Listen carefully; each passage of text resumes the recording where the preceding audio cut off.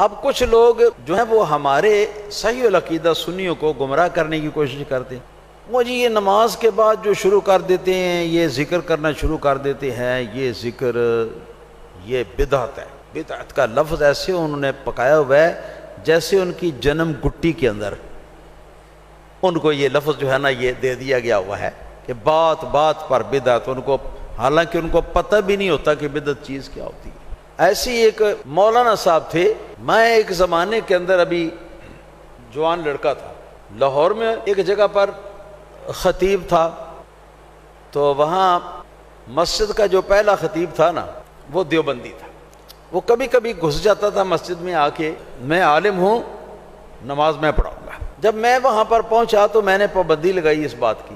تو اب اس کو یہ تو تاب نہیں تھی کہ وہ میرے سامنے بیٹھ کے تو کوئی ضد کرے. آتا مسجد میں نماز پڑھ کے چلا جاتا اور پھر کم آتا. مسجد کے جو بانی تھے نا وہ تھے حاجی نواب خان مرحوم، کوئی 80-85 سال ان کی عمر تھی. ان کے بچوں کو بھی گھر آ کے پڑھاتا تھا، یعنی پوتے پوتیوں کو. یہ 11ویں اور میلاد شریف جو ہے اس کے بہت خلاف تھا.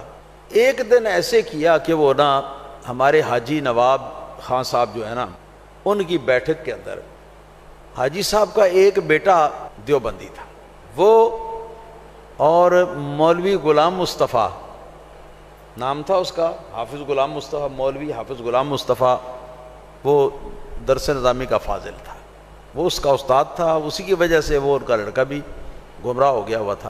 تو وہ بیٹا ان کا اور وہ مولوی حافظ غلام مصطفیٰ یہ دونوں حاجی صاحب کی بیٹھک میں آ گئے اور بات اتفاقاً وہ چل پڑی 11ویں اور میلاد شریف کے. تو حاجی صاحب کہنے لگے کہ اچھا ٹھہر جو، میں ذرا مفتی صاحب کو پیغام بھیجتا ہوں. تو میں تو ان پڑھ آدمی ہوں، میں تو نہیں آپ کے ساتھ آپ کی باتوں کا جواب دے سکتا. تو ہمارے مفتی صاحب آتے ہیں اور آ کے نا تو وہ آپ سے بات کرتے ہیں. اب وہ وہاں سے اٹھ کے جا بھی نہیں سکتے کہ وہ حاجی صاحب اس پورے علاقے کے ایسے سمجھیں جیسے کہ ایک کنٹرولر بھی تھے، کسی کی مجال نہیں تھی کوئی دم مارے ان کے سامنے. میرے پاس حاجی صاحب کا پوتا پہنچا تو اس نے کہا کہ مفتی صاحب مفتی صاحب مفتی صاحب، میرا چچا شاہ احمد اور حافظ مولوی غلام مصطفیٰ دونوں دادا جی کے بیٹھک میں آئے ہوئے اور دادا جی نے آپ کو بلوایا. تو میں نے کہا اچھا ٹھیک ہے. میں نے اپنا کمرہ بند کیا، دروازے کو تالا لگایا اور مسجد کے پیچھے وہ مکان تھا حاجی صاحب کا، وہاں چل کے جا کے وہاں بیٹھ گئے. جس وقت اب جناب بات ہوئی تو حاجی صاحب مجھے کہتے ہیں کہ مفتی صاحب حافظ مولوی غلام مصطفیٰ صاحب نے تے انہوں نے میرے اس بیٹے نو بھی پٹڑی تو لایا تے اے 11ویں شریف تے میلاد شریف انہاں دے بارے وچ اے جڑا نا اے لوکاں نو اے خراب کردا ہے، تو اس لیے آپ کو بلوایا، آپ ذرا ان سے بات کریں. میں نے کہا ہاں جی حافظ صاحب بتائیے جی آپ کو کیا پریشانی ہے میلاد شریف سے اور 11ویں شریف. وہ کہنے لگے جی مجھے کوئی پریشانی نہیں، صرف اتنی بات ہے کہ میں تو چونکہ یہ دونوں چیزیں بدعت ہیں تو میں لوگوں کو بتاتا ہوں کہ یہ بدعت ہیں، اور کل بدعت دلالت کل دلالت فی النار، ہر بدعت گمراہی ہوتی ہے اور ہر گمراہی جہنم میں جائے گی. یہ حدیث پاک ہے، اس کا قرآن حدیث کے اندر کوئی ذکر نہیں ہے، کوئی ثبوت نہیں ہے. میں تو اس لیے منع کرتا ہوں، اور مجھے کیا پریشانی. میں نے کہا اچھا پہلی تو بات یہ ہے کہ آپ جو کہتے ہیں قرآن و حدیث کے اندر اس کا ذکر نہیں ہے تو یہ بات غلط ہے. قرآن کے بھی اندر اس کا ذکر ہے، حدیث کے اندر بھی اس کا ذکر ہے. ذکر موجود ہے، چاہے صراحتاً نام لے کر، چاہے کوئی قاعدہ یا اصول بیان کر کے کہ جس کے اندر یہ دونوں چیزیں جائز ثابت ہوتی ہیں، کسی بھی طرح سے ہو تو قرآن کے اندر ذکر تو آ گیا نا. تو میں نے کہا یہ دعویٰ آپ کا جو ہے یہ غلط ہے، اور آپ نے پھر بہت بڑا بہتان اس کے اوپر لگایا ہے کہ اس کو بدعت کہا ہے اتنے ایک نفیس ایک چیز کو. تو کہنے لگے جی اسی طرح ہم نے تو پڑھا ہوا ہے. میں نے کہا اچھا پڑھا ہوا ہے تو مجھے بتاؤ. اسی طرح میں نے کہا بتاؤ حافظ صاحب بدعت کی تعریف کیا ہے، بدعت کسے کہتے ہیں، بتاؤ بدعت کیا ہوتی ہے. اب بدعت بدعت بدعت کہہ کے لوگوں کو ڈرایا ہوا ہے، دبکایا ہوا ہے، بتاؤ تو بدعت ہوتی کیا بنا. کہنے لگے جی کہ بس یہی کہ رسول اللہ صلی اللہ علیہ وسلم کے زمانے میں جو چیز نہیں تھی تو وہ بعد میں ہو گئی، تو وہ بدعت ہے۔ میں نے کہا جی صاحب ذرا توجہ رکھنا، جی میں سننا پہ غور نہ۔ میں نے کہا کہ افسر صاحب یہ بتاؤ بدعت کی یہ تعریف آپ نے جو کی ہے سوچ سمجھ کے کی ہے؟ کہنے لگے ہاں جی بالکل یہی ہے، جو چیز رسول اللہ صلی اللہ علیہ وسلم کے زمانے میں نہ تھی اور بعد میں ہو گئی اس کو بدعت کہتے ہیں۔ میں نے کہا اچھا پھر سوچ لو۔ کہنے لگے سوچا ہوا ہے، یہی ہے کہ جو چیز رسول اللہ صلی اللہ علیہ وسلم کے زمانے میں نہ تھی بعد میں ہو گئی وہ بدعت ہے۔ میں نے کہا اچھا، میں نے کہا ذرا تکلیف فرمائے، اٹھ کے کھڑے ہو ذرا برائے مہربانی۔ وہ اٹھ کے کھڑے ہو گئے جی۔ میں نے کہا اٹھ کے کھڑا ہو گیا میں بھی، میں نے نیچے زمین کو ہاتھ لگایا اور اوپر اس کے سر کے اوپر ہاتھ رکھا۔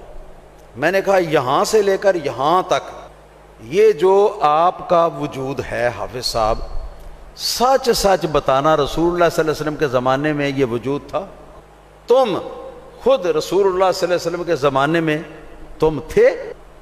کہنا نہیں میں تو بعد میں پیدا ہوا ہوں، بہت بعد میں پیدا ہوا ہوں، میں کیسے رسول اللہ صلی اللہ علیہ وسلم کے زمانے میں ہو سکتا ہوں؟ تو میں نے کہا کہ پھر آپ نے جو تعریف کی ہے بدعت کی، اس کے مطابق پھر آپ تسلیم کر لیا آپ نے کہ آپ کا یہ جسم اور آپ کا یہ وجود جو ہے یہ سر سے لے کر پاؤں تک یہ مکمل بدعت ہے۔ یہ میں نے بات کی ان کے عالم سے، ان کے مناظر سے۔ باتیں اور بھی بہت زیادہ ہوئیں، لیکن مقصد میرا بدعت کے بارے میں تھوڑی سی بات بتانا تھا کہ ان کو بدعت کے مفہوم کا بھی پتہ نہیں ہوتا، اور ایسی بات کرتے ہیں کہ بس وہ ایک دم پھنس جاتے ہیں اس بات کے اندر۔ بدعت کیا ہے جی؟ کہ رسول اللہ صلی اللہ علیہ وسلم کے زمانے میں نہ ہو بعد میں ہو گئی ہو، بس وہ بدعت ہے جی۔ تو میں نے کہا پھر آپ بھی پاؤں سے لے کر سر تک اور سر سے لے کر پاؤں تک آپ مکمل بدعت ہیں، اور چونکہ آپ نے یہ فرمایا حدیث پاک پڑھ کے کہ کل بدعت ضلالت، ہر بدعت گمراہی ہوتی ہے، لہٰذا آپ نے یہ بھی مان لیا کہ آپ سر سے پاؤں تک گمراہی ہیں۔ پھر آپ نے یہ بھی بتایا کہ کل ضلالت فی النار، ہر گمراہی جہنم رسید ہوگی، تو اس کا مطلب یہ ہوا کہ آپ نے مان لیا کہ سر سے لے کر پاؤں تک آپ کو اٹھا کر جہنم کے اندر پھینکا جائے گا اور وہیں کا آپ باسی بنائے جائیں گے۔ اب تو بس جناب وہ کیا نام ہے، سوچ میں وہ پڑ گیا، گہری سوچ کے اندر، نہ اسے پتا کہ اب میں کیا کہوں کیا نہ کہوں، کیا کہوں کیا نہ کہوں۔ حاجی صاحب ہنس ہنس ہنس ہنس کے پہلے تو ہاں جی ہنس ہنس کے دورے ہونے لگے، مگر ان کی عادت کچھ اس طرح کی تھی کہ ان کا ہنسنا عذرائے تعجب تھا، ہنسنا مذاق اڑانے کے لیے نہیں تھا، عذرائے تعجب تھا۔ اس کے بعد وہ کہنے لگے کہ جواب دے بھائی شامد، اے تیرا استاد ہے، نو آخ سنو دے جواب۔ وہ شامد بھی نہ بولے۔ پھر وہ کہنے لگا غلام مصطفیٰ، جو تو نواں نواں اس محلے آیا سا تو میں تینوں روٹی کھواندا ہوندا سا گھر بلا کے، میں بچیاں نو تیرے کول پڑھواندا ہوندا سا جی، تیرے پیچھے نمازاں میں پڑھدے ہوندے سا، تے من نہیں سی پتا تو اینا گمراہ ہے، تے دس کس طرح تو بدعت نہیں؟ مفتی صاحب نے تے دس دیتا ہے دلیل نال، ثبوت نال، تہاڈی زبان دے نال ثابت کرتا ہے کہ تو بدعت ہے، تو گمراہی ہے، تے تو جہنمی۔ مفتی صاحب نے تے بیان کر دیتا ہے، دس دیتا ہے ہاں جی، تیرے زبان دے بیان کیتے ہوئے قاعدے دے مطابق، ہن تو دس بھی تو کس طرح بدعت نہیں ہوتے، کس طرح گمراہ نہیں ہوتے، کس طرح جہنمی نہیں ہو۔ اور جی ایک دیر تک حاجی صاحب ان کے ساتھ لگے رہے، کچھ دیر گزر گئی، اس نے کچھ جواب نہیں دیا، بالکل لا یدری ما یقول و ما یفعل، اس کو کوئی سمجھ نہ آئے اب میں کیا کروں ہاں جی اور کیا کہوں۔ اس کے بعد حاجی صاحب جو ہے نا انہوں نے نیچے ہو کے نا نیچے سے جوتا پکڑا، پلنگ پر بیٹھے ہوتے، جوتا پکڑا اور کھینچ کے پھینکا کی طرح، اٹھ تیری ایسی تیسی کی نکلے تو مطلب لوگوں کو گمراہ کردہ پھرنا، پتہ تو یہ بھی نہیں بدعت کنوں آخ دن، تو تم خود بدعت ثابت ہو گیا، بس یہ اٹھ کے بھاگ گیا۔ وہ آخری دن تھا اس کا اس مسجد کے اندر، کبھی کبھی جو آتا تھا وہ بھی ختم ہو گیا، اس گھر میں جو آتا تھا وہ بھی ختم ہو گیا، کو پتہ ہی نہیں بدعت کی چیز کیا ہوتی ہے ہاں جی۔ میں آپ کو بتاؤں، اب تو آپ کے ذہن جو ہیں تیار ہے نا یہ سمجھنے کے لیے کہ بدعت کسے کہتے ہیں۔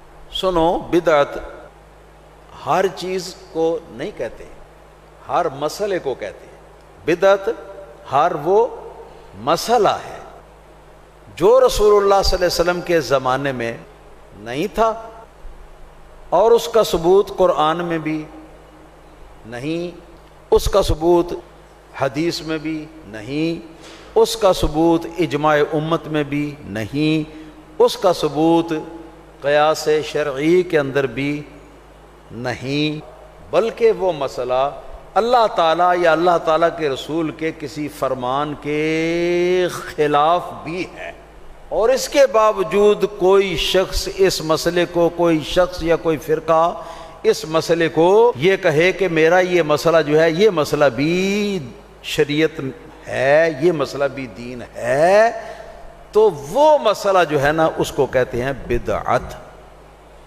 بات سمجھ میں آئی ہے کہ نہیں آئی؟ رسول اللہ صلی اللہ علیہ وسلم کے زمانے میں نہ ہو مگر قرآن کے اندر اس کا ثبوت موجود ہو، وہ بدعت نہیں۔ رسول اللہ صلی اللہ علیہ وسلم کے زمانے میں بھی نہ تھا، قرآن میں بھی اس کا ثبوت نہیں ہے، نہ صراحتاً، نہ دلالتاً، نہ اقتضاءً، نہ اشارتاً، کسی طریقے سے بھی قرآن سے وہ ثابت نہ ہو اور حدیث پاک سے ثابت ہو جائے۔ رسول اللہ صلی اللہ علیہ وسلم کے زمانے میں وہ نہیں، قرآن کے اندر بھی اس کا ثبوت نہیں، مگر حدیث کے اندر، سنت کے اندر اس کا ثبوت مل گیا، تو وہ مسئلہ بھی بدعت نہیں۔ مان لیا کہ رسول اللہ صلی اللہ علیہ وسلم کے زمانے میں بھی وہ مسئلہ نہیں تھا، قرآن کے اندر بھی اس کا ثبوت نہیں ہے، نہ عموم میں نہ خصوص میں، اور حدیث میں بھی اس کا ثبوت نہیں پایا گیا، تو پھر دیکھیں گے کہ اجماع امت سے ثابت ہے کہ نہیں، یعنی امت کے جو ماہرین شریعت ہیں انہوں نے اس مسئلے کو جائز کہا ہے۔ اگر جائز کہا ہے، امت کے ماہرین شریعت نے متفقہ طور پر اس مسئلے کو جائز اور موافق شرع قرار دیا ہے، تو پھر بھی وہ مسئلہ جو ہے باوجود کہ سرکار کے زمانے میں نہیں، باوجود کہ قرآن میں اس کا ثبوت واضح نہیں، باوجود کہ حدیث کے اندر اس کا ثبوت نہیں، اس کے باوجود وہ مسئلہ جو ہے وہ بدعت نہیں ہے۔ بات سمجھ گئے؟ مان لیا کہ رسول اللہ صلی اللہ علیہ وسلم کے زمانے میں بھی نہیں وہ مسئلہ تھا، قرآن کے اندر اس کا ثبوت بھی نہیں ملا، نہ عموم سے، نہ خصوص سے، نہ کیا نام ہے یہ صراحت سے، نہ اقتضاء سے، نہ دلالت سے، نہ اشارت سے، کسی طرح بھی ثبوت نہیں ملا، اور اسی طرح حدیث سے بھی ثبوت نہیں مل سکا، اور اسی طرح اجماع امت جس کو کہتے ہیں، ماہرین شریعت کسی زمانے کے اندر اس کے جائز ہونے پر متفق بھی نہیں ہوئے۔ ہاں جی، تو اب دیکھیں گے کہ کیا قیاس شرعی جو ہے، قیاس شرعی جو ہے، کیا اس میں ثبوت ہے اس کا؟ تو اگر قیاس شرعی کے اندر اس کا ثبوت ہو گیا تو بھی وہ مسئلہ بدعت نہیں۔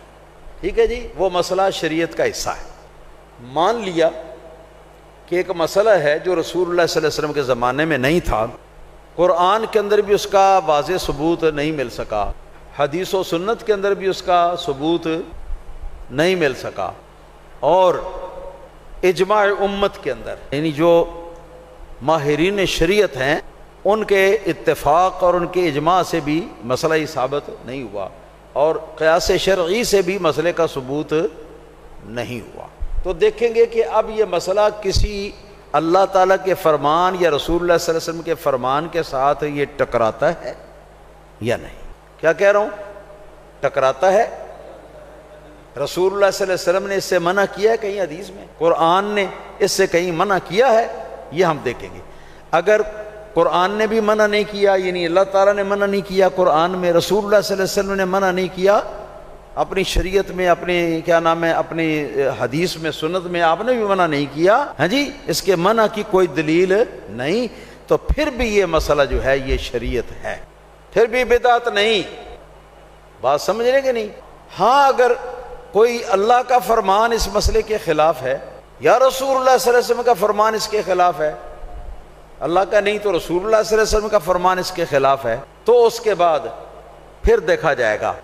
یعنی اب ذرا توجہ کے ساتھ ایک رپیٹ کر لیں، رسول اللہ صلی اللہ علیہ وسلم کے زمانے میں بھی وہ مسئلہ نہیں تھا، اس کا ثبوت قرآن سے بھی نہیں ملا، اس کا ثبوت حدیث و سنت میں بھی نہیں ملا، اس کا ثبوت اجماع امت ماہرین شریعت کسی زمانے میں اس مسئلے کے جائز ہونے پر متفق بھی نہیں ہوئے، اور پھر اس مسئلے کے خلاف نہ کوئی قرآن کی آیت ہے، نہ کوئی حضور نبی پاک صلی اللہ علیہ وسلم کی حدیث ہے، یعنی اللہ تعالیٰ کا کوئی فرمان یا سرکار نبی علیہ السلام کا کوئی فرمان بھی اس کے خلاف نہیں ہے، تو اس کے بعد ہم دیکھیں گے کہ اس نئے مسئلے کو جو رسول اللہ کے زمانے میں نہیں تھا، بعد میں ہوگا، اس نئے مسئلے کو کوئی فرقہ، کوئی گروہ، کوئی بندہ اس کو دین یا شریعت سمجھتا ہے یا نہیں سمجھتا۔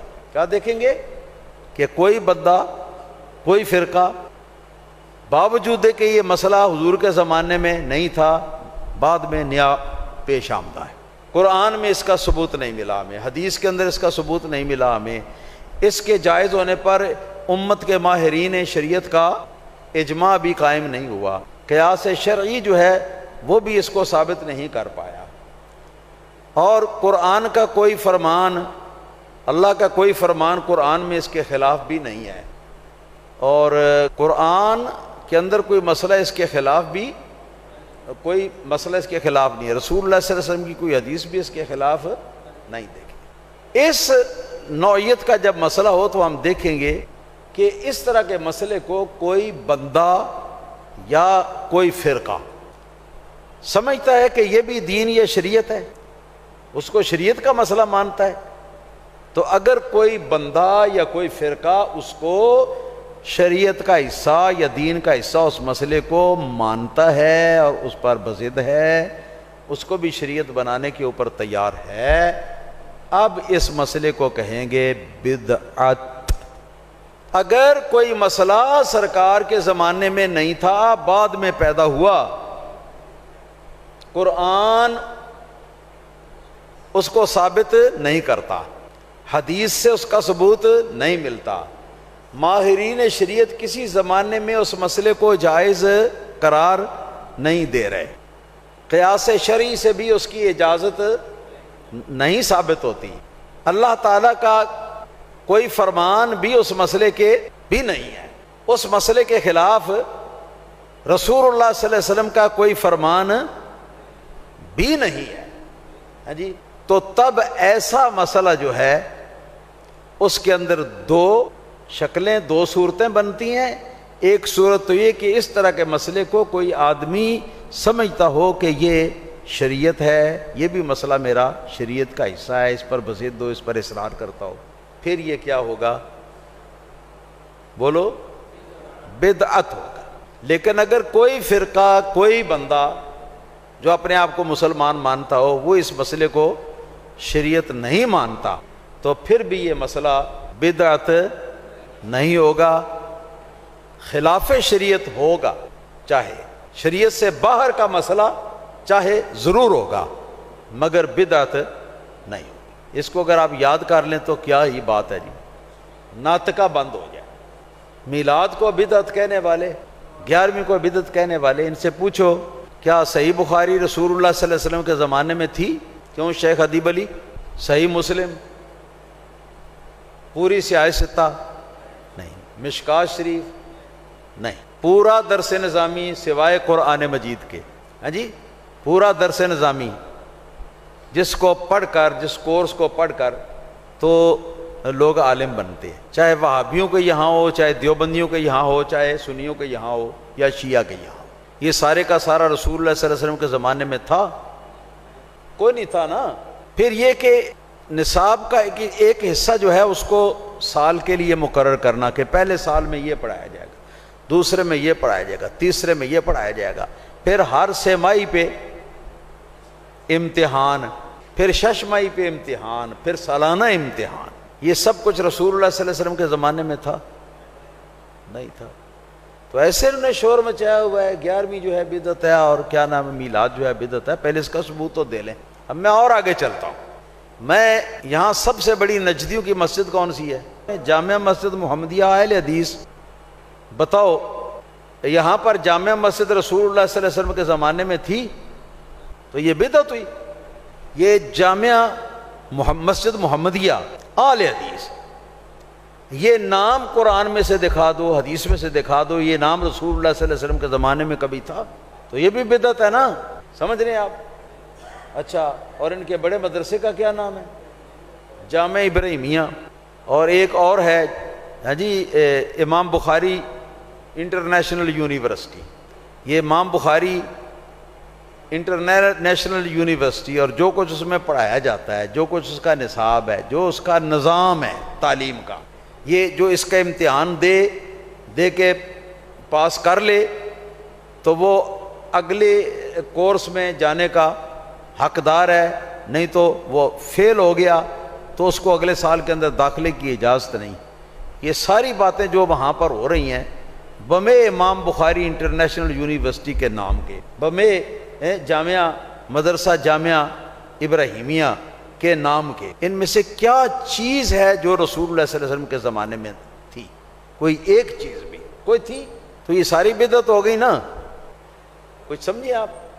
ویسے مختصراً یہ ہے کہ وہ مسئلہ جس کا ثبوت جو رسول اللہ صلی اللہ علیہ وسلم کے زمانے میں بھی نہ تھا، نیا مسئلہ ہو، قرآن میں بھی ثبوت نہ ہو، حدیث میں سنت میں بھی ثبوت نہ ہو، اجماع امت کے اندر بھی ثبوت نہ ہو، قیاس شرعی کے اندر بھی اس کا ثبوت نہ ہو، اور بلکہ اس کے خلاف اللہ تعالیٰ کا کوئی فرمان ہو، رسول اللہ صلی اللہ علیہ وسلم کا کوئی فرمان ہو، اور ایسے مسئلے کو کوئی شخص جو ہے وہ بنا لے، کیا بنا لے؟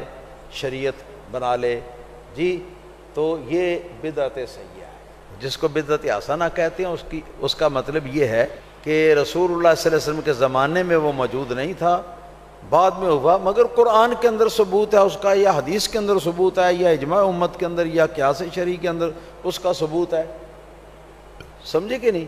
تو جس کا ثبوت ہے شریعت میں اس کو لغوی اعتبار سے بدعت حسنہ کہتے ہیں، لغوی اعتبار سے، کیونکہ لغت میں بدعت نئی چیز کو کہتے ہیں یا نئی بات کو کہتے ہیں۔ ہاں جی، ہم بدعت شرعیہ کے اوپر بات کر رہے ہیں، بدعت لغویہ پر ہم بات نہیں کر رہے۔